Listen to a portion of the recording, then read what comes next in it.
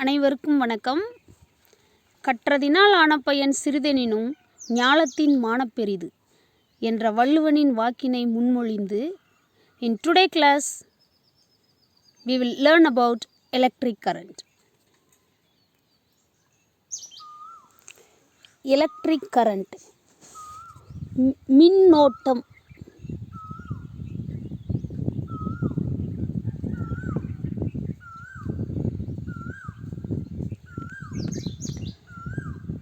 Matter is made up of atoms.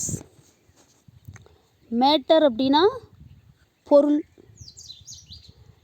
atoms அப்படின்னா அணுக்கள், made up of அப்படின்னா செய்யப்பட்டது, பொருட்கள் அணுக்களால் ஆனவை அப்படின்னு சொல்லலாம். Matter is made up of atoms. Each atom consists of a positively charged nucleus with negatively charged electrons moving around the nucleus. Each atom அப்படின்னா ஒவ்வொரு அணுவும், consist அப்படின்னா பெற்றிருக்கும் அப்படின்னு சொல்லலாம், பெற்றிருக்கும். பாசிட்டிவ்லி சார்ஜ்டு அப்படின்னா நேர்மின் சுமை பெற்றது. நியூக்ளியஸ் அப்படின்னா அணுக்கரு, அணுவோட உட்கரு. நெகட்டிவ்லி சார்ஜ்டு எலக்ட்ரான்ஸ் அப்படின்னா எதிர்மின் சுமை பெற்ற எலக்ட்ரான்கள். மூவிங் அப்படின்னா இயங்கிறது. அரவுண்ட் அப்படின்னா அதை சுற்றி. நியூக்ளியஸ் அப்படின்னா அணுக்கருவை சுற்றி. அரவுண்ட் தி நியூக்ளியஸ் மீன்ஸ் அணுக்கருவை சுற்றி. Each atom consists of a positively charged nucleus with negatively charged electrons moving around the nucleus. ஒவ்வொரு அணுவும் நேர்மின் சுமை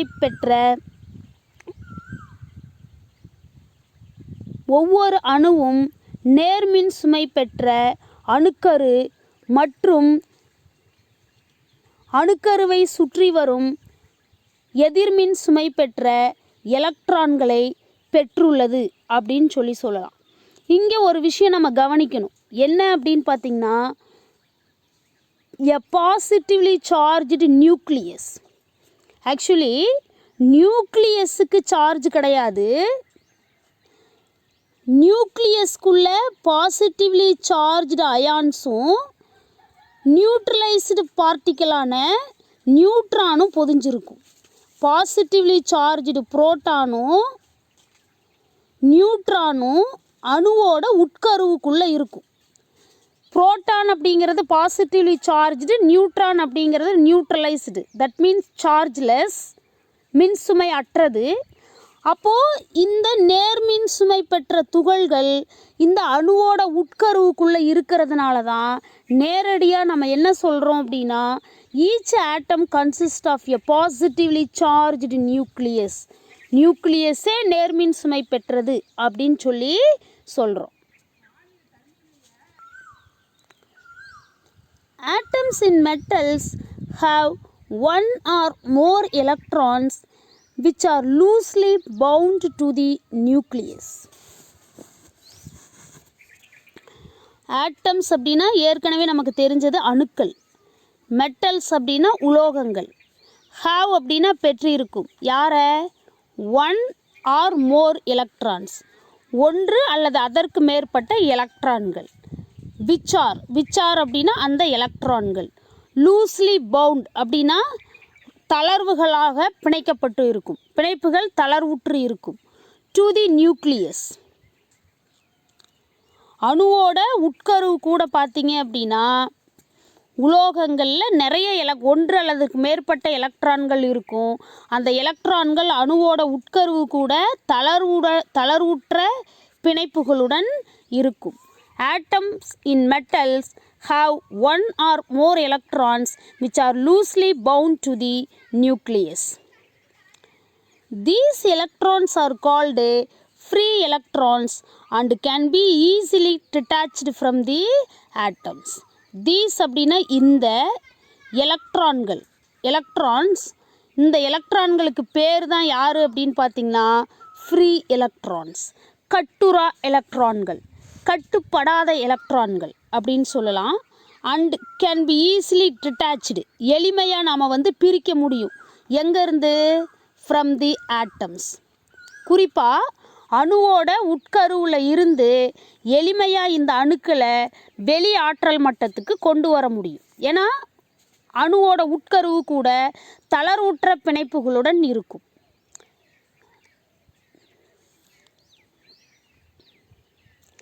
These electrons are called free electrons and can be easily detached from the atoms. இப்போ ஆட்டம்னா என்னன்னு தெரிஞ்சுக்க போகிறோம். P plus N, P plus N, P plus இந்த மாதிரி நியூக்ளியஸ்குள்ளே புரோட்டானும் நியூட்ரானும் இருக்கும். அரவுண்டு தி நியூக்ளியஸ் யார் இருப்பாங்க அப்படின்னு பார்த்திங்கன்னா ஆர்பிட்ஸ், சுற்றுவட்ட பாதைகள் இருக்கும்.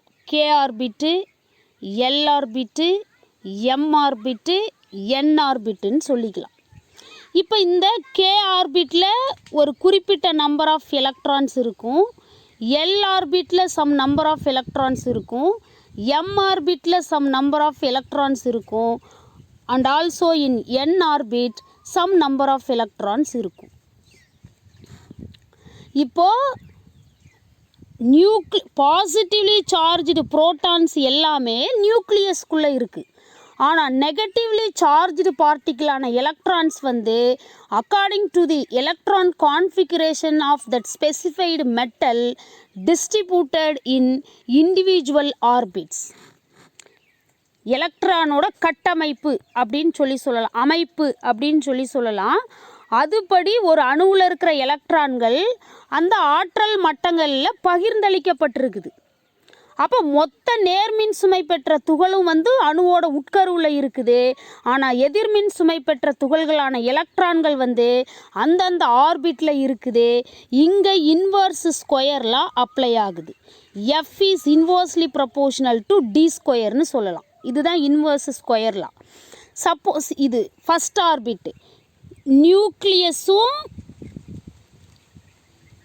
K ஆர்பிட்டும் எடுத்துக்கிட்டோம்னா attractive force between nucleus and K orbit அப்படிங்கிறது ஹெவியாக இருக்கும். என்ன காரணம் அப்படின்னு பார்த்தீங்கன்னா புரோட்டான்ஸ், எல்லா புரோட்டான்ஸும் நியூக்ளியஸ்குள்ளே இருக்குது, சம் எலக்ட்ரான்ஸ் மட்டும்தான் K ஆர்பிட்டில் இருக்குது. அப்போ இந்த K ஆர்பிட்டில் இருக்கிற எல்லா எலக்ட்ரானையும் இந்த நியூக்ளியஸ் தன்னோட கட்டுப்பாட்டுக்குள்ளே வச்சுருக்கும். அடுத்தது நியூக்ளியஸுக்கும் L ஆர்பிட்டுக்கும் இடையில் இருக்கிற டிஸ்டன்ஸை பொறுத்து அட்ராக்டிவ் ஃபோர்ஸ் சம்வாட் டிக்ரீஸ் ஆகும். ஏன்னா inverse square law, distance increase ஆக electrostatic attractive or repulsive force vary ஆகும். டிஸ்டன்ஸ் இன்க்ரீஸ் ஆச்சுன்னா ஃபோர்ஸ் டிக்ரீஸ் ஆகும். Because of both are inversely proportional. அப்போது இந்த K ஆர்பிட்டில் இருக்கிற எலக்ட்ரான்ஸ் கொஞ்சம் இந்த நியூக்ளியஸோட கட்டுப்பாட்டை தாண்டி இருக்கும். அடுத்தது M ஆர்பிட்டுங்கிறதே இன்னும் டிஸ்டன்ஸ் இன்க்ரீஸ் ஆகுது. அப்போ இன்னும் கொஞ்சம் அந்த அட்ராக்டிவ் ஃபோர்ஸ் டிக்ரீஸ் ஆகிருக்கும். At the same time, listen, at the same time the distance between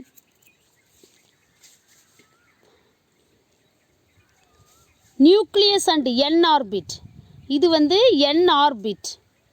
nucleus and N ஆர்பிட்னு பார்க்கும்போது வெரி லாங்கு. அப்போது இந்த N ஆர்பிட்டில் இருக்கிற எலக்ட்ரான்ஸை இந்த நியூக்ளியஸில் இருக்கிற புரோட்டான்ஸ்னால் கட்டுப்படுத்த முடியாது. அப்போது இந்த நியூக்ளியஸ் கூட இந்த அவுட்டர் மோஸ்ட் ஆர்பிட்டுன்னு சொல்லக்கூடிய இந்த N ஆர்பிட்டில் இருக்கிற எலக்ட்ரான்ஸ் லூஸ்லி பவுண்டாக இருக்கும், தளர்வுகளுடன் பிணைக்கப்பட்டு இருக்கும். அப்போ எளிமையாக இந்த எலக்ட்ரான்கள் நியூக்ளியஸோட கட்டுப்பாட்டை தாண்டி தன்னிச்சையாக அதனோட ஓன் ஆர்பிட்ஸில் ரிவால்வ் ஆக ஆரம்பிக்கும். அதனால தான் இந்த எலக்ட்ரான்ஸுக்கு பேர் ஃப்ரீ எலக்ட்ரான்ஸ் அப்படின்னு சொல்கிறது. ஆக்சுவலி K ஆர்பிட் நியூக்ளியஸுக்கு க்ளோஸாக இருக்கிற ஆர்பிட்டுக்கு பேர் இன்னர் மோஸ்ட் ஆர்பிட், உள் ஆற்றல் மட்டம்னு சொல்லுவோம், உள் சுற்றுவட்ட பாதைன்னு சொல்லுவோம். அதுவே N ஆர்பிட் அப்படிங்கிறது அவுட்டர் மோஸ்ட் ஆர்பிட், வெளி சுற்றுவட்ட பாதை அப்படின்னு சொல்லுவோம். இந்த ஃப்ரீ எலக்ட்ரான்ஸ் தான் என்ன செய்யும் அப்படின்னு பார்த்திங்கன்னா மெட்டலில் சார்ஜை கேரி பண்ணும். மெட்டீரியல்ஸை according to conduction of electric charge 3 டைப்ஸாக நம்ம கிளாஸிஃபை பண்ணியிருப்போம். இன்சுலேட்டர், செமிகண்டக்டர், கண்டக்டர் அப்படின்னு சொல்லி. இன்சுலேட்டரோட ஆட்டமோட அவுட்டர் மோஸ்ட் ஆர்பிட்டில் ஃப்ரீ எலக்ட்ரான்ஸே இருக்காது. அப்போ ஃப்ரீ எலக்ட்ரான்ஸ் இல்லை, அப்போ சார்ஜை கேரி பண்ணாது. Charge carrier absent in that insulator அப்படிங்கிறதுனால இன்சுலேட்டர் எலக்ட்ரிக் சார்ஜை வந்து கண்டக்ட் பண்ணாது. ஆனால் மெட்டல்ஸோட ஆட்டமோட அவுட்டர் மோஸ்ட் ஆர்பிட்டில் எலக்ட்ரான்ஸ் இருக்கும். தட் மீன்ஸ் ஃப்ரீ எலக்ட்ரான்ஸ் இருக்கும். அந்த ஃப்ரீ எலக்ட்ரான்ஸ் தான் அந்த மெட்டல் வழியாக ஃப்ளோ ஆகிற எலக்ட்ரிக் சார்ஜை வந்து கேரி பண்ணிக்கிட்டு போகும். அதனால தான் கண்டக்டர் அப்படிங்கிறது சார்ஜை கண்டக்ட் பண்ணும், இன்சுலேட்டர் அப்படிங்கிறது சார்ஜை கண்டக்ட் பண்ணாது அப்படின்னு சொல்லி சொல்கிறோம். It's clear? Okay, good.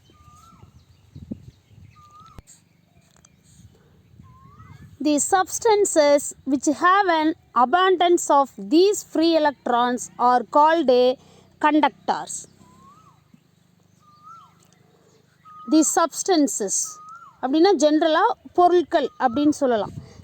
எந்தெந்த பொருட்கள் விச் ஹாவ், எந்தெந்த சப்ஸ்டன்ஸ் எல்லாம் தீஸ் ஃப்ரீ எலக்ட்ரான்ஸ், இந்த ஃப்ரீ எலக்ட்ரான்ஸை அபாண்டன்ஸ் அதிக அளவில் பெற்றிருக்குதோ அதுக்கெல்லாம் பேர் என்ன அப்படின்னா கண்டக்டர்ஸ், கடத்திகள் அப்படின்னு சொல்லி பேர். These free electrons move randomly through out the conductor at a given temperature. இந்த கட்டுரா எலக்ட்ரான்கள் ஃப்ரீ எலக்ட்ரான்ஸ் என்ன செய்யும் அப்படின்னா அந்த கொடுக்கப்பட்ட டெம்பரேச்சரில், எந்த டெம்பரேச்சரில் இந்த ப்ராசஸ் நம்ம பண்ணுறோமோ அந்த டெம்பரேச்சரில் அந்த கண்டக்டர் முழுமைக்கும் த்ரூ அவுட் தி கண்டக்டர் வந்து ரேண்டம் டைரக்ஷனில் மூவ் ஆகும். ரேண்டம் மோஷன், ஒரு குறிப்பிட்ட திசையில் இயங்காமல் எல்லா திசைகள்லையும் தாறுமாறான இயக்கத்தை மேற்கொள்ளும். These free electrons move randomly throughout the conductor at a given temperature.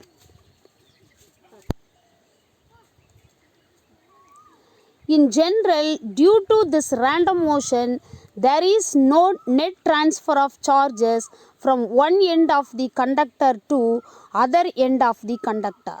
இப்போ இதுதான் ஒரு கண்டக்டர் அப்படின்னு சொல்லி நம்ம எடுத்துக்கிட்டோம் அப்படின்னா, இப்போ சார்ஜ் இது இங்கே தான் என்டர் ஆகுது அப்படின்னு சொல்லலாம். இங்கே வந்து எமர்ஜென்ட் ஆகும். இந்த கண்டக்டர் வழியாக ஃப்ளோ ஆகுதுன்னு வச்சுக்கும்போது free electrons flowing in random direction through this conductor அப்படின்னு சொல்கிறதுனால இந்த கண்டக்டர் வழியாக ஃப்ளோ ஆகிற net charge, transfer of net charge அப்படிங்கிறதே இருக்காது. No net charge flowing through the conductor from one end of the conductor to other end of the conductor.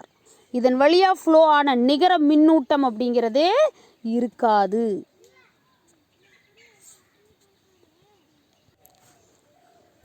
Hence, no current in the conductor. Charge flow ஆகலை, அப்போ current இருக்காது. அந்த conductor வழியாக current flow ஆகாது. When a potential difference is applied by the battery across the ends of the conductor, the free electrons drift towards the positive terminal of the battery, producing a net electric current. Most important. When அப்படின்னா எப்போ, potential difference அப்படின்னா மின்னழுத்த வேறுபாடு, applied அப்படின்னா நம்ம கொடுக்கும்போது, யார் கொடுக்குறா? By the battery across the ends of the conductor, அந்த கடத்தியோட முனைகளுக்கு இடையில் நம்ம மின்னழுத்தத்தை கொடுக்கும்போது, நாம் மீன்ஸ் மின்கலன் மூலமாக மின்னழுத்தத்தை கொடுக்கும்போது ஃப்ரீ எலக்ட்ரான்ஸ், கட்டுரா எலக்ட்ரான்கள் drifted towards the positive terminal of the battery. அந்த கட்டுரா எலக்ட்ரான்கள் மின்கலத்தோட நேர்மின் முனையை நோக்கி திசை திருப்பப்படும். அப்போது ப்ரொடியூசிங் எ நெட் கரண்ட். அப்போ அந்த கண்டக்டர் வழியாக வந்து நிகர மின்னோட்டம் பாயும்.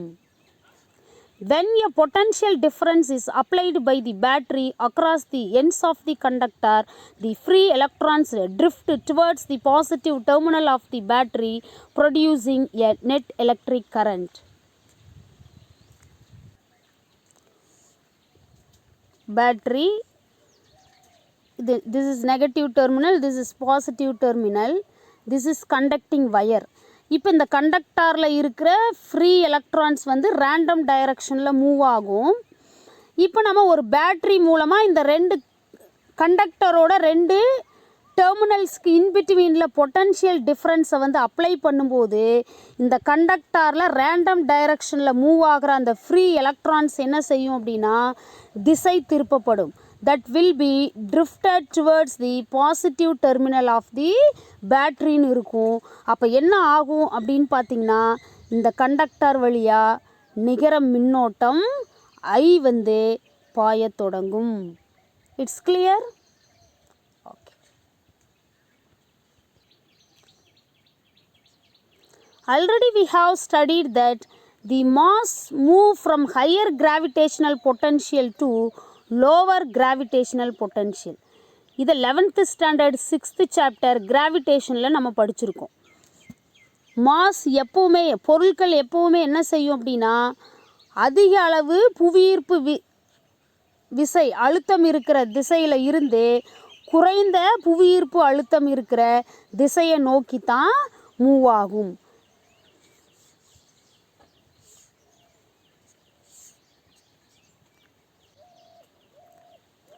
Likewise, positive charges flows from region of higher electric potential to region of the lower electric potential, and negative charge flows from region of lower electric potential to region of higher electric potential.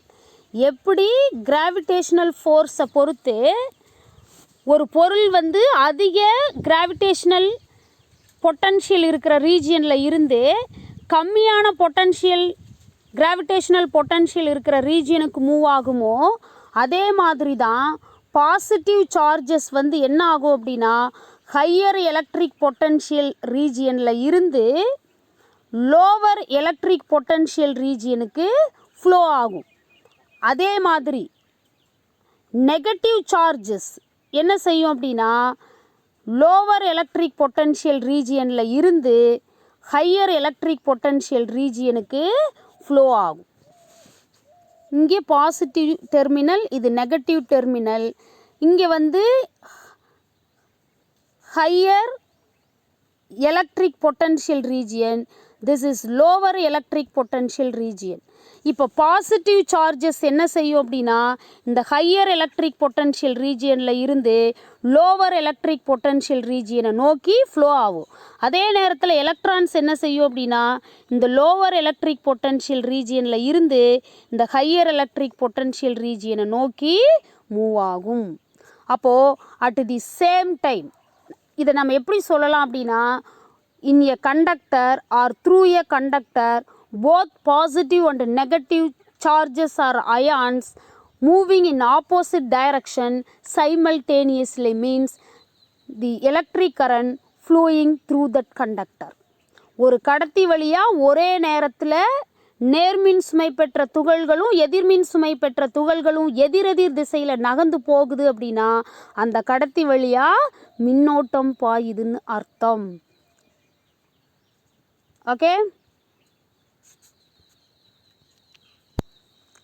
So battery or electric cell simply creates potential difference across the conductor.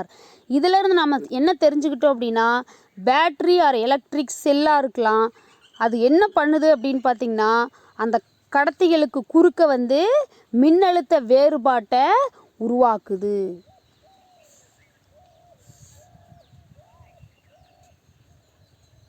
நம்ம ஏற்கனவே ஒரு விஷயம் சொல்லியிருந்தோம். Mass என்ன செய்யும் அப்படின்னா higher potential ரீஜியன்லேருந்து lower potential ரீஜியனுக்கு ஃப்ளோ ஆகும்னு படிச்சிருந்தோம். அக்கார்டிங் டு கிராவிடேஷனல் நேச்சர் அப்படின்னு சொல்லியிருந்தோம். இந்த இல்லுஸ்ட்ரேஷனை கவனிங்க.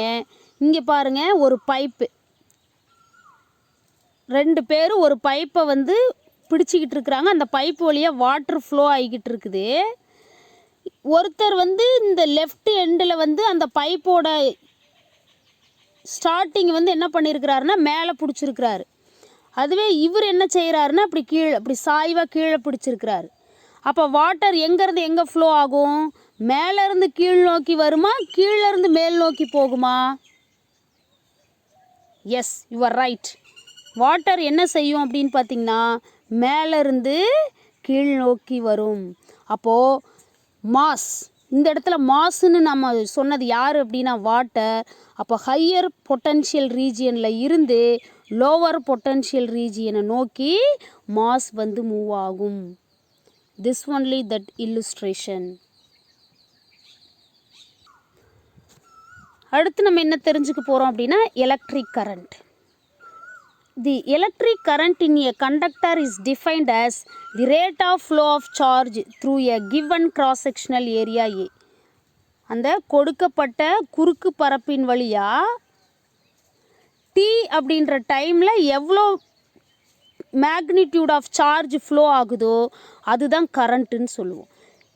எவ்வளோ கிராஸ் செக்ஷனல் ஏரியா கொடுத்துருந்தாலும் பரவாயில்ல, அந்த கிவன் கிராஸ் செக்ஷனல் ஏரியாவில் T அப்படிங்கிற டைமில் எவ்வளோ மேக்னிடியூட் ஆஃப் சார்ஜ் அந்த கண்டக்டர் வழியாக ஃப்ளோ ஆகுதோ அதை தான் நம்ம கரண்ட்டுன்னு சொல்லுவோம். That is what I is equal to Q divided by Tன்னு சொல்லலாம். Rate of flow of charge அப்படின்னாலே காலத்தை பொறுத்து ஒரு கடத்தியின் வழியே பாயக்கூடிய மின்னூட்டம். கரண்ட் அப்படின்னா மின்னோட்டம், சார்ஜ் அப்படின்னா மின்னூட்டம். மின்னூட்டங்களின் ஓட்டம் தான் மின்னோட்டம் அப்படின்னு சொல்லுவோம். ஃப்ளோ ஆஃப் எலக்ட்ரிக் சார்ஜுங்கிறது தான் கரண்ட்டு. அப்போ டீன்ற நேரத்தில் க்யூங்கிற சார்ஜ் ஃப்ளோ ஆச்சு அப்படின்னா அப்போ கரண்ட் யாராக இருப்பாங்க அப்படின்னா ஐ அப்படின்னு சொல்லி இருக்கும். இப்போ எஸ்ஐ யூனிட் ஆஃப் கரண்ட்டுன்னு பார்க்கும்போது I is equal to Q by T. இப்போ யூனிட் ஆஃப் சார்ஜ் அப்படிங்கிறது coulomb, by unit of time அப்படிங்கிறது செகண்டு. அப்போ எஸ்ஐ யூனிட்டை இண்டெக்ஸ் நோட்டேஷனில் தான் எழுதணும். கூலும் பர் செகண்ட் அப்படிங்கிறத கூலும் செகண்ட் பவர் -1 அப்படின்னு சொல்லி எழுதலாம். This only the SI unit of electric current. This is according to the definition. Coulomb second power -1 அப்படிங்கிற யூனிட் வந்து as per definition. As per scientific notation, the SI unit of current is ampere. அறிவியல் முறைப்படி மின்னோட்டத்தோட SI அலகு வந்து ஆம்பியர்னு சொல்லுவோம். அதை capital A அப்படிங்கிற சிம்பிளால் குறிப்போம். என்ன காரணம் அப்படின்னு பார்த்திங்கன்னா சயின்டிஸ்ட் நேமில் வர யூனிட்ஸ் எல்லாம் நம்ம சிம்பிள்ஸில் கேபிட்டல் லெட்டரில் தான் யூஸ் பண்ணணும். ஓகே, இந்த இல்லுஸ்ட்ரேஷன் கவனிங்க. இதுதான் கிவன் ஏரியா ஏ அப்படின்னு சொல்லலாம். இந்த கிராஸ் செக்ஷனல் ஏரியா வழியாக T அப்படிங்கிற டைமில் எவ்வளோ மேக்னிடியூட் ஆஃப் சார்ஜ் ஃப்ளோ ஆகுதோ that only current. Listen, if a net charge Q passes through any cross section of a conductor in time T, then current is defined as I is equal to Q by T. Q அப்படிங்கிற நிகர மின்னூட்டம் அந்த கொடுக்கப்பட்ட கடத்தியோட குறுக்கு பரப்பின் வழியே Tங்கிற நேரத்தில் பாய்ந்து சென்றுச்சு அப்படின்னா அப்போ மின்னோட்டத்தை நம்ம எப்படி வரையறுக்கலாம்? I is equal to Q by T. But charge flow is not always constant. ஆனால் அந்த மின்னோட்டத்தோட ஓட்டம் வந்து எப்போவுமே மாறிலியாக இருக்குன்னு சொல்ல முடியாது. அந்த கிவன் கிராஸ் செக்ஷனல் ஏரியா வழியாக T அப்படின்னு டைமில் ஃப்ளோ ஆகிற T is equal to 1 செகண்டில் ஃப்ளோ ஆகிற அதே number of charges T is equal to 2 செகண்ட்லேயும் ஃப்ளோ ஆகும் அப்படின்னு நம்மளால் சொல்ல முடியாது. That is Y